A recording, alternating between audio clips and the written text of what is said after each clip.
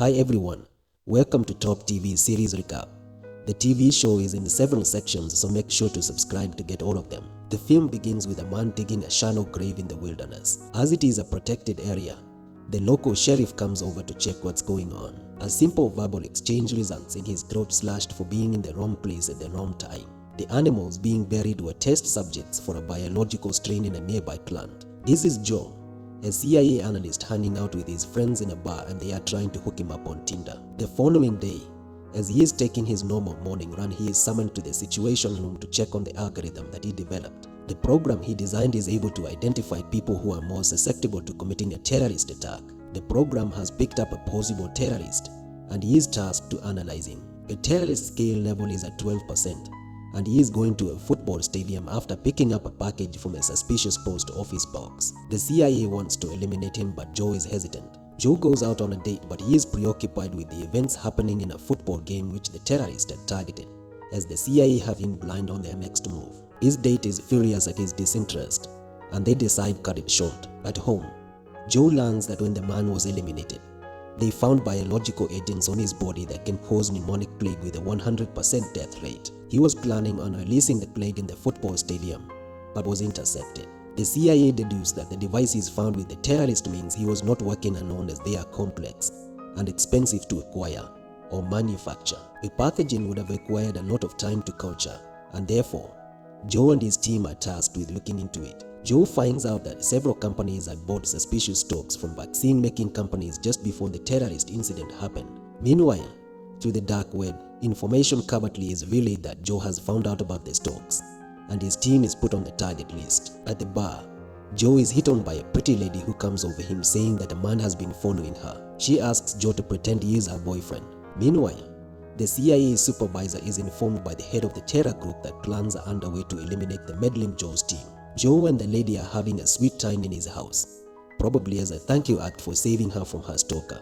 The following morning, girl gets a text, and then they have candid pillow talks. One of Joe's colleagues is part of the terror group, and he is tasked with handling security. He neutralizes one of the agents with poisoned coffee and distracts the special agents manning the entrance. Then the mercenaries check in, and with much precision they gruesomely eliminate everybody working in the office, including the inside man to those working in the rooms. It's an ambush. Everyone caught unaware, thinking they are in a safe location dubbed as the post office, and here my guy never heard them gunshots on the other end, and maybe it is a caution to those who always wear headsets in office. Luckily for Joe, he was with a colleague on the balcony, and when another colleague tries to warn them, they are slow on catching up on what is going on. In terror, the two dash out to save their lives. His colleague is shot from the back, but Joe, using wit, manages to use the building's basement to outmaneuver the mercenaries and runs away for his dear life. Meanwhile, one US diplomat manages to smuggle out the plague causing pathogens to another country using a private jet and diplomatic privileges in airports to bypass security systems. His destination is Saudi Arabia, and one can only imagine the global scale of their plague operation. For these people, the plan seems to be working without any challenges. Joe manages to escape using the subway train, but the terror group have put surveillance on him. His one-night stand is on his tail. She is part of the terror group and a mercenary for hire. She tails him in the shadows because she doesn't want Joe to recognize her, something that would jeopardize her mission. Nobody from the post office is meant to survive the attack. Joe exits the terminal to get his bearings, or maybe he thinks he lost them. While looking around, Joe makes out a colleague hiding in the car, and he gives a chase because people just don't deathly stare at you as if you stole baby Jesus toys. Joe hides in a church. The mercenaries question the priest if he saw an intruder inside the church, but he covers for Joe, and they leave without spotting him lying on the pews. Maybe he donates often. Who knows? The head of the task force is informed of the massacre at the post office, and he heads there. Death is everywhere, with people lying around like roaches after a fumigation. He walks around looking for survivors or maybe a particular body. The head calls for a unit from Langley and issues a total media blackout on the incident. He suspects it was an inside job because nobody else knew about the location other than those in the task force. His supervisor, who we can now start calling him a traitor, receives a call from the head of the terror group. He informs the traitor that sooner or later Joe will show up to him, and he has to handle Joe. He chokes and pukes, as it has become too much a burden to bear. At the post office, it's a painful sight to see as the bodies of the victims are evacuated, ferried out in body bags, and an elite special operations Marines are put in place to deal with this domestic terrorist situation. Joe from his hideout contacts the task force chief and they set up a meeting. However, their phone call is tapped and their location for meetup is compromised. These guys have eyes on everyone from the Joint Terrorism Command Unit. Meanwhile, the traitor is burdened with guilt and his son encourages him to try and fix the mess that is bothering him. At the meetup, the head of the task force is neutralized. However, just before Pretty shoots Joe, the traitor comes to the rescue. They receive gunfire from the mercenaries and make a dash to escape. Not for long, they are rammed by another car, and when the traitor attempts to justify his actions, he is eliminated. At this stage, we can say everyone involved in the conspiracy is dispensable. Pretty corners Joe as he is trying to escape and shoots him 3 times in the chest. Boy, she is cold, and remember they were canoodling this morning. The unit chief arrives at the post office to find news of JTU already on TV channels, and Joe being culpable of the massacre already making the headlines. He confronts his staff, and that's when he realizes he has been replaced as the unit head. Frost, the new unit chief, released the news to the media that Joe was behind the elimination of his colleagues with the motive that it would make it hard for Joe to hide when his face is all over the news. Because of all people in the post office, only Joe managed to escape.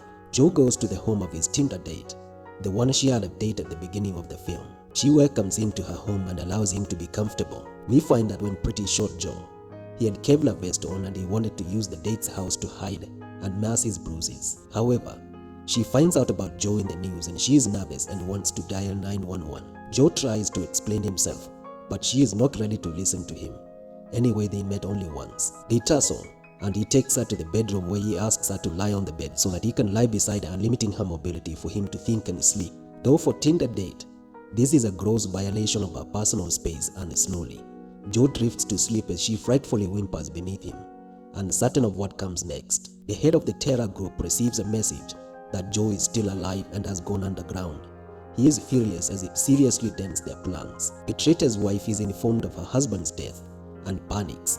Meanwhile, one other lover discovers from social media that her lover was among those massacred. Grief hits them like a sledgehammer in the chest, and they cannot contain themselves. The sad reality being their loved ones were gone and never coming back. Joe wakes up and there is a frosty relationship between her and him because he is holding her hostage. But he is unfazed by her pleas. A traitor's wife is questioned by agents, especially about her husband and what she knows about Joe. The interaction is fraught with mistrust and rage, especially to the CIA Deputy Director Mr. Abbott. Frost and the former head of unit have a history as lovers, and while he tries to have the investigations be deviated from capturing Joe, we find that she is hell-bent on nabbing Joe as it would put some mileage on her career, or maybe retaliate for whatever their relationship amounted to. The head of the terror group is a family man, just that he is divorced, but devoted to co-parenting and raising their daughter. Pretty goes to a local hacker for help to track someone, and that person is Joe. Though he is hesitant, Pretty threatens to feed him his nuts. The former unit chief rings Sarah, who he planted in the JTU, and enlists her to help him get information about Joe. The unit chief raised Joe and set him on the path of being a CIA analyst, and he believes there's no way he could be the one behind the massacre. He knows the boy too well. He persuades her by alluding that the mass elimination was a cover-up for something else, something big which might be about to blow up soon, and also, she should not let her lover die in vain. Joe works on Tinder date's computer trying to uncover what happened and how to exonerate himself. Meanwhile, she is eyeing her pepper spray and plotting how to get it. Tracking Joe proves to be a daunting task because, well, he is good at what he does as he has multiple computers talking to each other within his locale, making tracking his IP address impossible. As he explains to Tinder date what happened, he finds out about the guy trying to hack him, and they exchange messages with Pretty, with her taunting him if he enjoyed the night they spent together and that she will find him. From the phone he left behind, the task force find out about Joe's Tinder date, that they know each other and her location. A unit is sent to her place, and if they find Joe, they have instructions to shoot to eliminate on sight. She says Joe is armed and dangerous. Meanwhile, Pretty gets the same intel as the task force, and poor Techie ends up being dangled from the ceiling. The police arrive at the place where Joe was hiding, and they find Pretty already there. She tells them that she is an agent looking for Joe too, much to the suspicions of the team because she hides her face in the dark of the staircase. Meanwhile, a mercenary arrives in Riyadh, Saudi Arabia, where briefcases are exchanged, and he blends in with civilians by donning a thobe and a scarf. This can only mean more pathogens have been smuggled into the country and a pneumatic pandemic is about to happen somewhere in the Middle East. Except for the hiccups with Joe, everything is going according to plan. So guys, that's part 1 of this TV show. A lot is going on, and if you want to know what happened to Joe, did he escape or pretty got him fast? What plans do the terrorists have for Saudi Arabia? And why is Frost hell-bent on getting Joe dead or alive? Subscribe so that you won't miss part 2. Thank you for watching.